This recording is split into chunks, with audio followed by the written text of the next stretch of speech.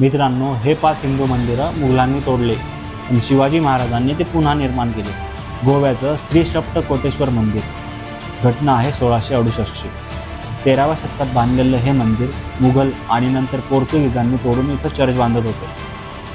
पण 1668मध्ये जेव्हा शिवाजी महाराज गोव्याला गेले, तेव्हा त्यांनी या मंदिराचं महत्त्व ओळखून याला पुन्हा निर्माण केलं.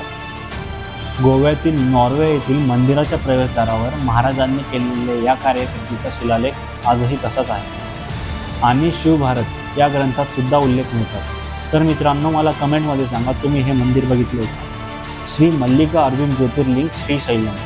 घटना आहे 1677ची. दक्षिण दिग्विजयाच्या दरम्यान महाराज आंध्र प्रदेशमधील श्रीशैलम इथे गेले. तेथील मुघल आणि सुलतानाच्या सततच्या आक्रमणामुळे त्या भागातील मंदिराची दुर्व्यवस्था झाली होती. महाराज तिथे गेले आणि त्यांनी त्या मंदिरांना पुन्हा निर्माण केलं. यात्रेकरूंसाठी मोफत अन्न आणि धर्मशाळा बांधली.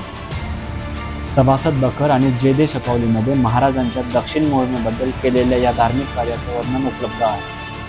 तुळजापूरचं भवानी मंदिर. घटना आहे 1659ची.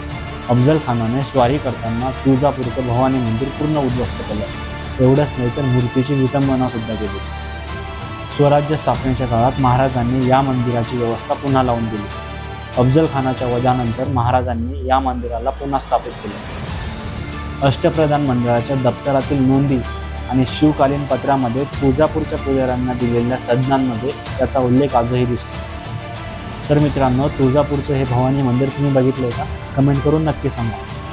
काशी विश्वेश्वर मंदिर सांकेतिक पाडदळ. हे मंदिर थेट मुघल साम्राज्यात असल्यामुळं महाराज तिथे जाऊन त्याला बांधू शकले नाही.